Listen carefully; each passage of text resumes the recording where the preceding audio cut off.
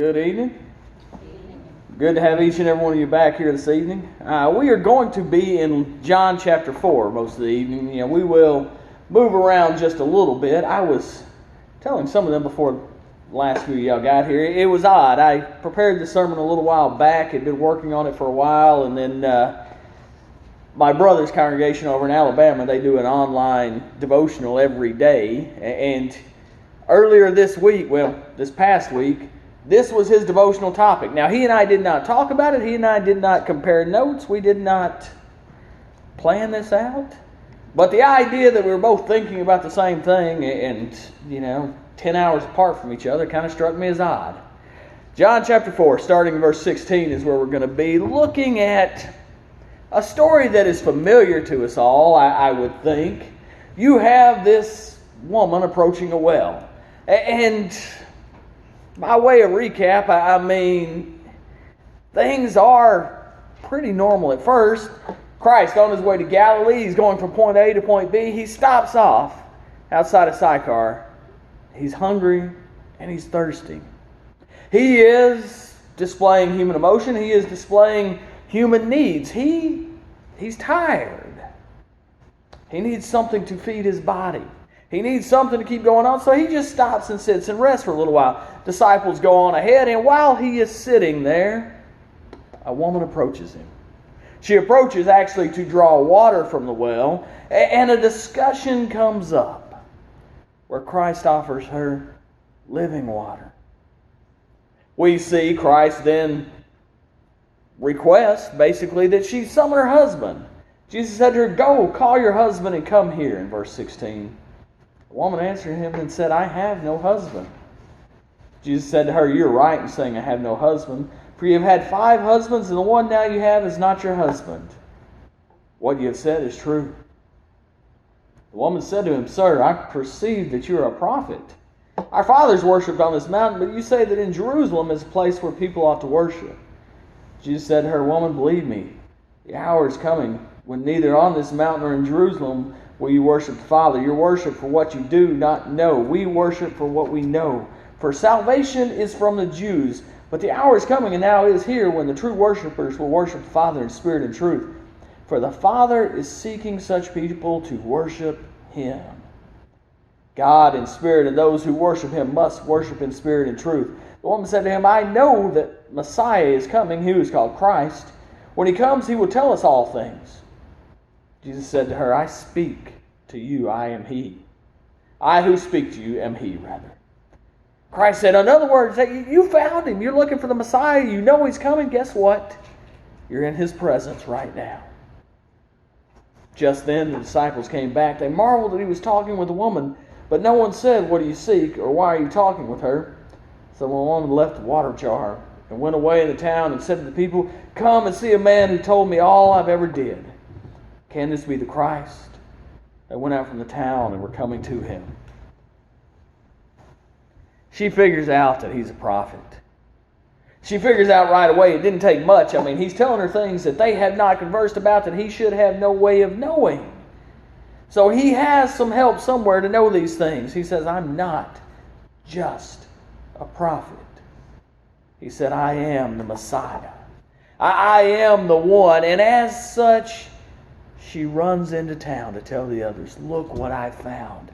Look who is here. Come, hear the man who's told me everything. He's told me everything that I need to know." But why leave the water pot behind? That's something that I had not thought about until just recently. We see that she left it sitting there. So the woman left her water jar and went away into town. That information is in there for a reason, and it's not just good storytelling. She probably, and I'm going to make some speculations here, she probably didn't have an overabundance of them. You think about it, everything in that day was handmade, everything had a point, everything had a purpose. We're not living in big houses where you get plenty of closets and plenty of rooms just to store things just because you might need them down the line. They didn't hoard quite like we do. It's possible she forgot it, but probably not. This is essential to day-to-day life for her. She has to have this water pot to come and get water. This is something that she needs.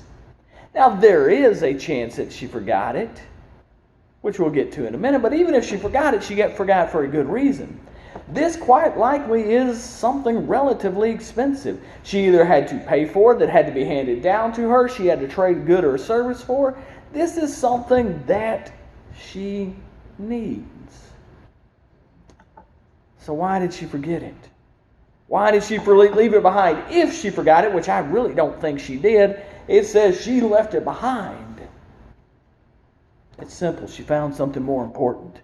She found something more valuable in that moment than that water in the water pot. She came to get water. That's what she came for. There's a reason she's there. But yet she found something more important than the water. And she realized in that moment that that water pot was a hindrance between her and what she wanted to do next. She had a purpose. I found somebody you need to listen to. Let me go and get you. Carrying that pot was only going to slow her down. That water jar was not going to make her job any easier. It was not going to make it any better. It was not going to make the words she was going to tell the people any more believable. She didn't want it or need it in that moment. Something else had become more valuable. And I tell you that as Christians, we have some water pots that we need to leave behind. Matthew chapter 5, starting in verse 29. If your right eye causes you to sin, tear it out and throw it away. For it is better that you lose your own members than your whole body be thrown into hell. And if your right hand causes you to sin, cut it out and throw it away. For it is better that you lose any of your members than your whole body go into hell. Not a very simple premise. It is simple on the surface, and it's not. He says if there is anything stopping you from doing your job as a Christian, if there's anything stopping you from being effective in your service to God, if there's anything stopping you from giving your whole being to God, he said you get rid of it. Whatever that is, and in her case, that is this water pot. She needed to get to town and back as quickly as possible.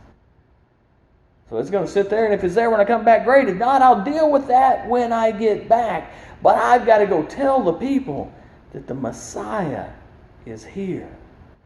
I've got a message to deliver. Water pots in our life, in our day-to-day Christian life, can be absolutely anything.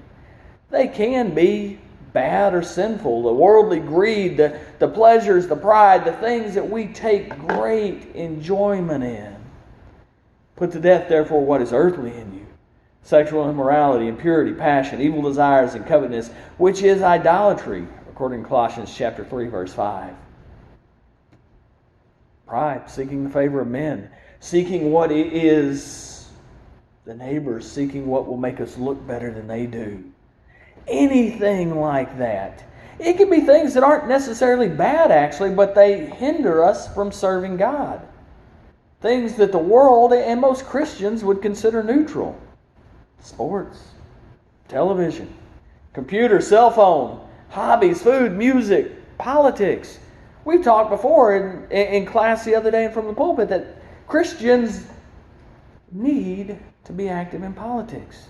If we expect this country to go down a godly path, then it needs godly people leading it. It needs us standing up and saying what we believe and know and are sure is right and doing our best to lead in a godly manner. But if that stands between you and God, then you cut it out. If you are so wrapped up in what is going on in the political climate right now that you just can't focus on telling the others the Messiah is here, and guess what? You leave it behind. Maybe you pick it up at a later day when you understand and you can deal with it and things are different. You're more mature as a Christian. But in this moment, in this time, even though the world considers it good, even though the even though the church might consider it neutral, even though at times we consider it necessary, it stands between you and God. You leave it behind. Food will not condemn us to God. We are no worse off if we had not eaten, or no better off if we do. 1 Corinthians chapter 8, verse 8. Paul says, look, The food you eat, the things you take in your body, that's not what's going to condemn you unless it violates your conscience. Unless it's a hindrance to a brother or sister. Unless my political opinion is alienating those that need to hear the gospel. Time and place. Paul is talking about the idea that we do not stand between a brother and sister in heaven. If something's going to offend them, we don't do it. I mean, now granted, if it's a command of God, we do it no matter what. But what we eat and drink, not that important. Sports, not that important. There are times that good things actually can stand between us and God. Maintaining a house, maintaining a yard, doing all that yard work out there, volunteering, going out and volunteering in the community and helping other things, academics, studying, the job that you have. Any of that could be considered and is considered good, unless it gets in the way of serving God. Unless it gets in the way of telling others that the Messiah is here. In which case, no matter how good it feels, no matter how good the world sees it as, no matter how good it appears in our life, if it stands between us and God, it is not good. It's sinful. It is a stumbling block. We have to avoid letting worldly things crowd out the spiritual things. Have to. You know, there is only so much time in the day. You only have so many hours you're awake. You only have so many days on this earth. It's about setting priorities. It's about understanding. And it's about a word we're going to use in the closing here. It's about judgment. It's about judging what is right and wrong in our lives and at this moment, and judging what is most important. Prioritizing God before anything and everything else. So where something has to get pushed out, where something has to go so that we can complete something else, it cannot be God that's pushed out. It cannot be spiritual things that are pushed out. It cannot be serving Him. It cannot be going and telling the world that the Messiah is here.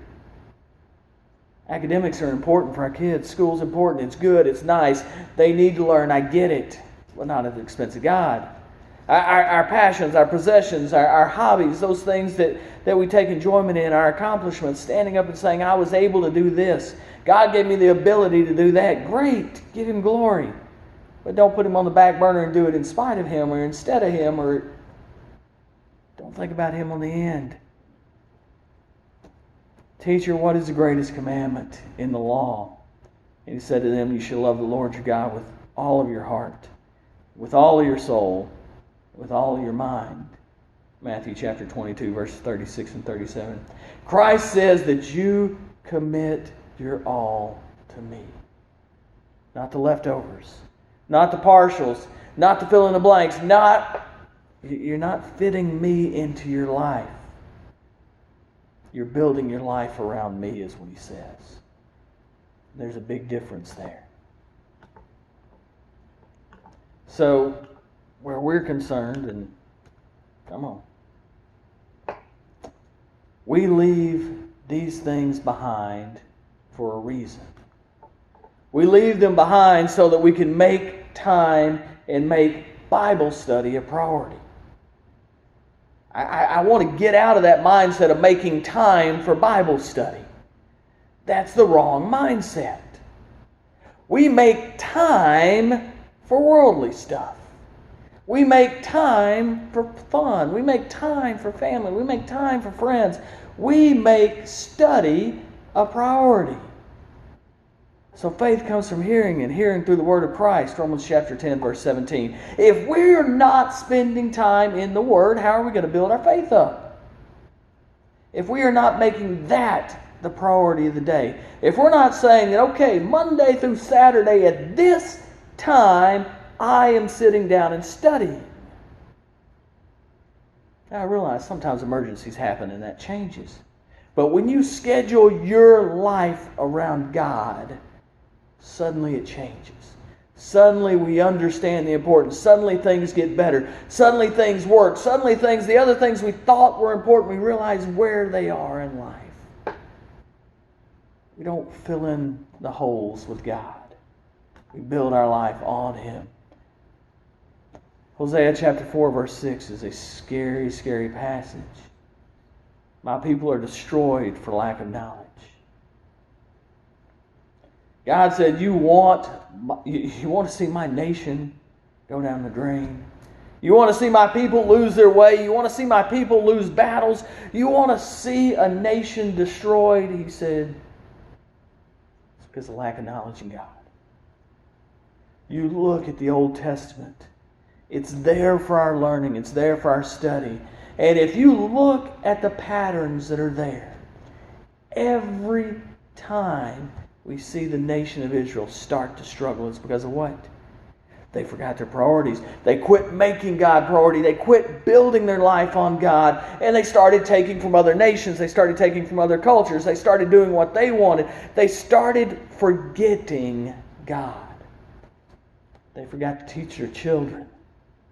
That's what we talked about the other day. When you rise up, when you lie down, when you walk, when you move, every moment we are to be teaching our children. If we're not, who is? Want to see a nation destroyed? Let them forget God. So, what do we read right before we go to bed? Studies show that the most beneficial time for reading is when you wake up because your mind's fresh. When you don't have the cares and the struggles of the world around, nobody else has been there to interrupt you, your day hasn't got off track, and number two, right before you go to bed, because that's what you're going to meditate on, that's what you're going to think on. That's what your mind is going to be focused on as you go to sleep. So why do you think God said, you teach my little children when you rise up and when you lay down? It's the first and the last. It's the beginning and the end. That's the way it should work. This is one that I started a while back, and I tell you, it's actually changed the way my day goes. I drive 25-ish minutes to and from work every day. I have made sure that during that 25-ish minutes that it is filled with something scriptural. So that when I get to work, my mind is on God. And I realize I'm at work not to serve myself, not to build up a bank account, not to build a business, but to further God's kingdom. Period. That's why I go to work. All the rest is just fluff. All the rest is just an advantage. All the rest is just something that God is allowing. But I go there because God has put me in that position. And I'm there to further His kingdom. And that has completely changed the way I look at the day. We get rid of all those water pots. We leave them behind for worship and assemblies and Bible classes. All those things that stand in our way. So we have to understand that if we're going to worship on Sunday, preparation for that doesn't start on Sunday. We don't start thinking about Sunday morning worship when we wake up Sunday morning. We better be thinking about it when we lay down Saturday night. We better be planning our day around on Saturday around Sunday worship so that we know we are rested, so that we know our mind will be right, so that we know that our frame of mind is going to be ready to be in God's presence and to bring praise and honor to Him. So our study Saturday should revolve around Sunday.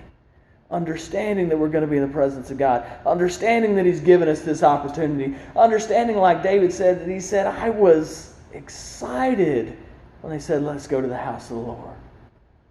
He didn't wait to get to the house of the Lord to worship to be excited. He was excited about the possibility and about the potential of going.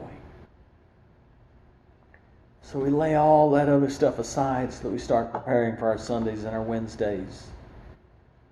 While we're traveling to and from, our mind should be on God. It should be about all the understanding that I am preparing to worship. That I am preparing for God. Instead of on the traffic, instead of on the scenery along the way, instead of on the whatever secular song is on the radio that's distracting us. We don't let the world distract us on our way to serve God. We leave those water pots behind for evangelism's sake. What if the woman at the well here would have decided that she was too busy preparing for the day, too busy getting water and preparing for her physical needs to go and tell the others? What would have happened? Who would have gone and told them? Who would have gone and said, the Messiah's here, he's told me things that he shouldn't have been able to know. He's told me everything about my life. She was the one that could tell them that. Period. She was the only one at that time. He's having a one-on-one conversation. The same applies to us. There are people out there that only you will be able to reach. Because they'll listen to you. Because they know you. Because they know your backstory. Because they know what you've done and they know where you're at right now. They've seen you as a sinner. Now they see you as a sinner saved by grace. There are people that you can talk to that if I knock on their door and say, hey, I'm Donnie, I'm the preacher at the Church of Christ, they're going to close the door in my face. Because suddenly I'm the enemy. I'm a preacher. There are people that you can bring to me to sit down and study that I couldn't get by myself. And on the same note, there are people that I can talk to that you don't have access to. It works both ways. But understand this. All that other stuff, all those other water pots that we have, they need to be left behind so that we can go evangelize to others. If we have social clubs that we're involved in, if we have hobbies that we're involved in, if we're spending time on the golf course, I say that because I know there's 2 of you here. If we're spending time hunting, I say that because there's 2 of us here. I don't know what you ladies do. I don't have any idea. But if you have hobbies, guess what? Those hobbies should be about evangelism. Nothing wrong with going out and hunting. Nothing wrong with going out and fishing. Nothing wrong with going out and playing golf. As long as we're using it to glorify God in that moment. As long as when we see somebody, we take the opportunity. As long as when that shot doesn't go where you expect it to, and this is either hunting or golfing related, because believe me, I played just enough golf to know that my shot rarely goes where it should or where I want it to. But when you miss that shot, does your attitude reflect that of a Christian? Or does it reflect that of the world? How are your hobbies being used to glorify and bring people to God? Do we prepare ourselves when we go out to engage in those hobbies to teach the lost? You know, I use some examples because I know a man that, well, Donette knows him a lot better than I do. I never saw your daddy leave the house without some type of business card in his hand, without some type of Bible correspondence course in his hand, without a DVD, without something in his hand where he could teach somebody, where he could leave it behind, where he could go to them and say, hey, in your time, listen to this. I've been guilty plenty of times of not doing that. I'll have a conversation with them and they'll ask me well, where do you preach? And I couldn't give them the address here. I just drive here. I know where it is. It's right across the road from the house. Well, that doesn't work for everybody. So I learned to start to be a little more prepared than that.